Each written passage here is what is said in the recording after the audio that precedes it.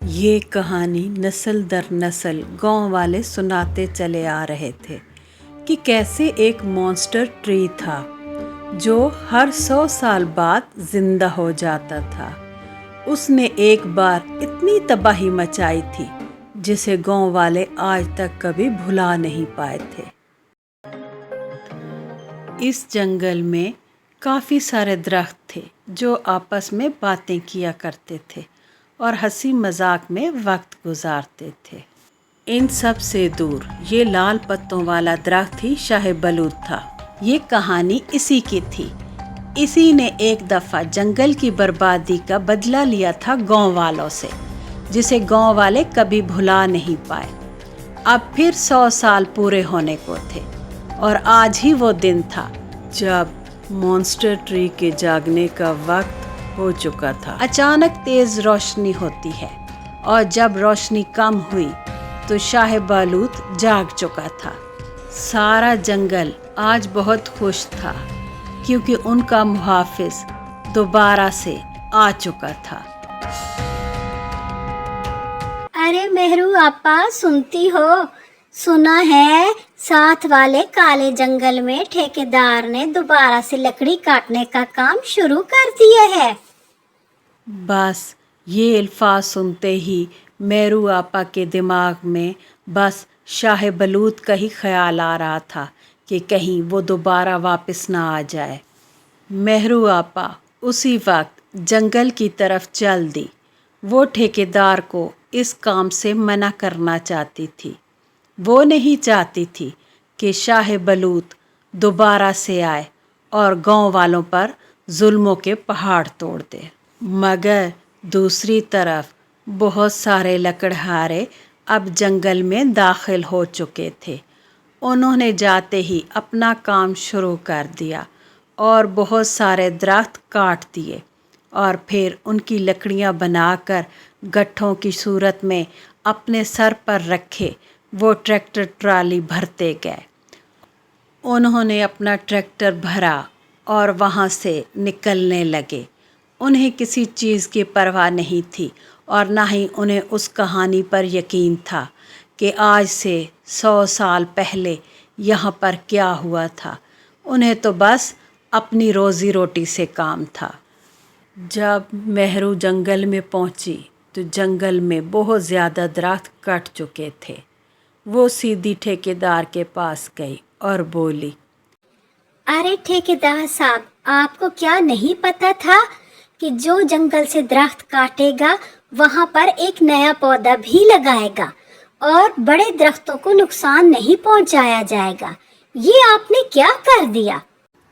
ارے وہ چھوری، مجھے کیا پتا، ایسی باتوں پہ تو بھی نہ کان دھرا کر۔ میں نے لکڑیاں کاٹنی تھی سو کاٹ لے۔ چھوڑ ان باتوں کو، یہ سنی سنائی باتیں ہیں اور کہانیاں بڑے بوڑھوں کی۔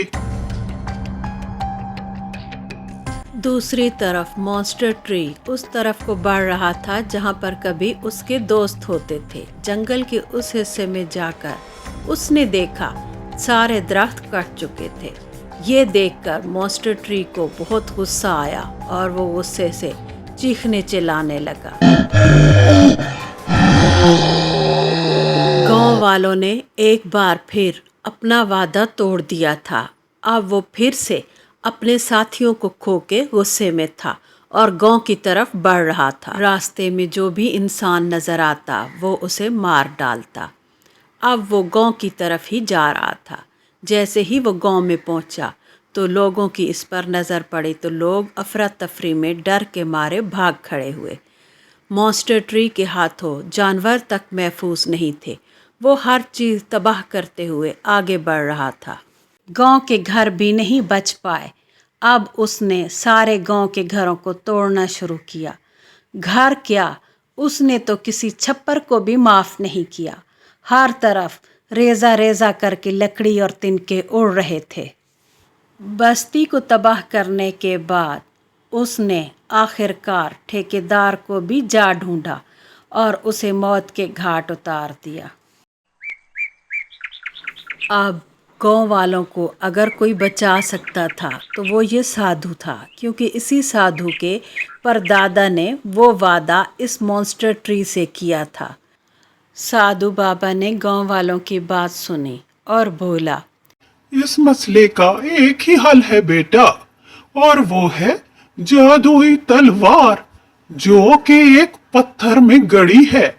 उस पत्थर से वो तलवार बस एक ही शख्स निकाल सकता है, जो कि नेक और ईमानदार हो।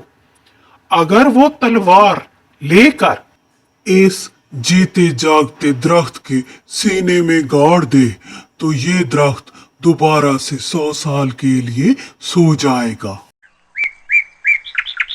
हम बाबा के पास से खाली हाथ वापस आ गए। इस मसले का कोई हल नहीं है भाइयों। ये गांव खाली करते हैं और यहाँ से चले जाते हैं बेड़ागार को ठेकेदार का। अब इस गांव में कोई नहीं रह सकता। अचानक बख्शू के दिमाग में रहीम रेड़ी वाले का ख्याल आया और उसने सबको बताया कि रहीम से ज़्यादा नेक और ईमानदार तो कोई हो ही नहीं सकता। अब सबको ये बात बहुत पसंद आई। अब रहीम को बुलाया गया। रहीम ने सारी बात सुनी तो वो राज़ी हो गया इस सफ़र पर जाने के लिए।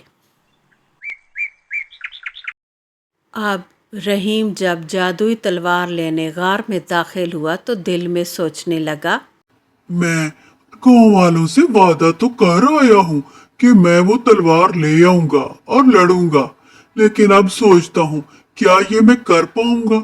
मुझे तलवार मिल गई, लेकिन मैं इसे कैसे चलाऊंगा? मुझे तो इसको पकड़ने का तरीका भी नहीं आता। उसने तलवार पर जैसे ही हाथ रखा, तलवार उस पत्थर से खुद ब खुद निकल के उसके हाथ में आ गई। अब इस मॉन्स्टर ट्री ने कई बस्तियां तबाह कर दी थी। थकन से चूर वो एक जगह पर पानी पीने रुका। रहीम भी उसके पीछे उस पर नज़र बनाए हुए था।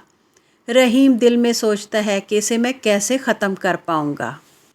न जाने उसे क्या सूझी कि उसने दूर ही से तलवार मॉन्स्टर ट्री की तरफ फेंक दी। वो तलवार खुद ब खुद उड़ती हुई आई और उसके सीने में आर पार हो गई और जंगल का ये मुहाफिज ज़मीन पर नीचे गिर गया और हमेशा हमेशा के लिए गहरी नींद सो गया। आज भी लोगों का ख्याल है कि किसी जंगल में ये दरख्त आज भी मौजूद है।